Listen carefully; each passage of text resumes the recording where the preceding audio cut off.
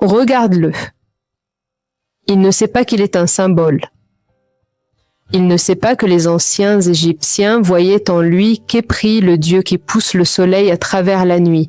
Il ne sait pas non plus qu'un jour, il a déclaré la guerre à sa race. Comme si l'humanité était une erreur, comme si le monde avait mal tourné en le créant. Pourtant, s'il observe bien, il y a le coton et le ver du coton, les plantes et les sauterelles, les fruits et la moisissure, le nez et le rhume, les dents et les caries, les articulations et les rhumatismes, le fer et la rouille, la vie et l'homme. Toute forme porte déjà en elle la graine de sa propre limite. Les anciens Égyptiens voyaient la création comme un équilibre très fragile entre Maat, la justesse, et Isfet, la force de dissolution. Et le garant de cet équilibre n'était ni un dieu, ni une loi naturelle, c'était la volonté de l'homme. Dans les inscriptions royales, les pharaons disent « J'ai établi Maat et repoussé Isfet ». L'homme, par sa conscience, est le seul être capable de régner sur l'ensemble des contradictions universelles. Dans le monde manifesté, l'équilibre garant de la continuité de l'être, autrement dit la Maat, c'est celui que l'homme établit ou abandonne. Les initiés égyptiens voyaient en l'homme le seul être conscient et donc le seul capable d'établir Maat sur la terre.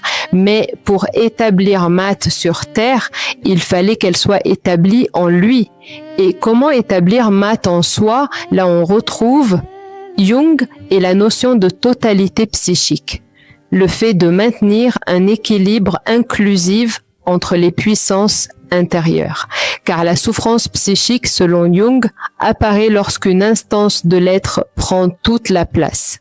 Par exemple, quand la peur devient dominante, on a anxiété. Si c'est le désir, on a la possession. Si c'est l'ego, on a la tyrannie. Si c'est l'émotion, on a le débordement.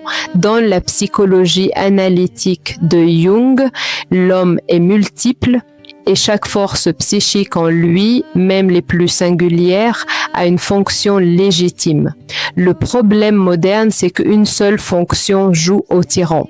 On a le moi qui veut devenir le tout, il veut dévorer le reste de l'être.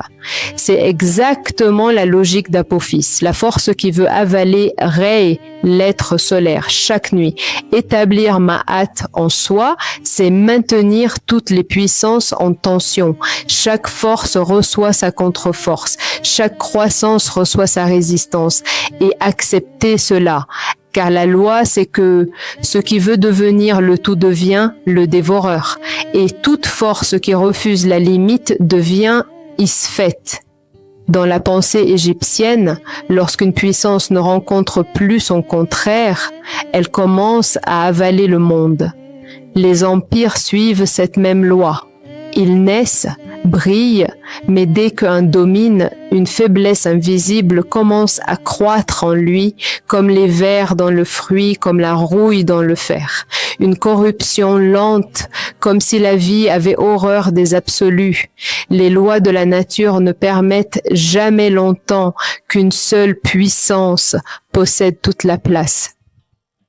Depuis l'institutionnalisation de la chrétienté, on a oublié cette loi, car depuis qu'on a voulu exterminer l'ombre en nous, on n'a fait que déclarer une guerre d'anéantissement de nos êtres.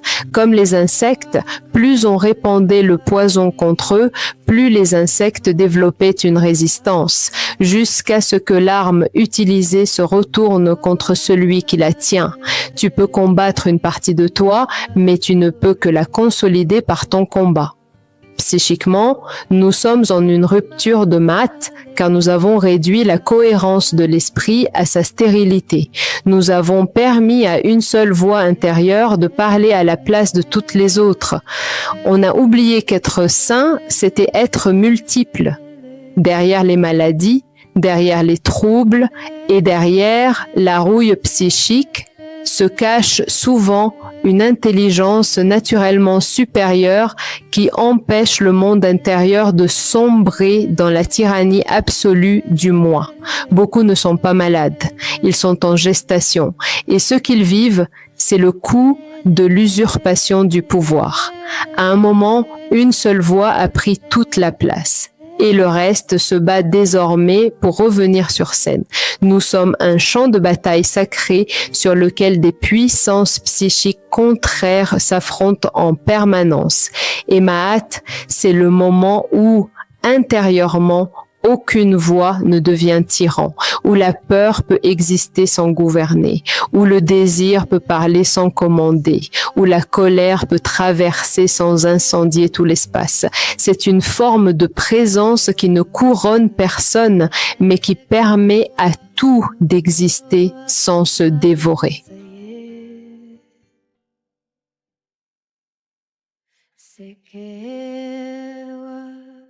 Alalete ye ko awasa ye ke